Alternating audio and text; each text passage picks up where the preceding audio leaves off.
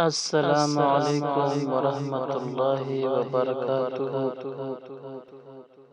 عزتمندو مونږ به نن درېیمه مسله ذکر کړو چې په رمضان المبارک کې دنداسه لګول یا ټوپیس لګول څنګه دي.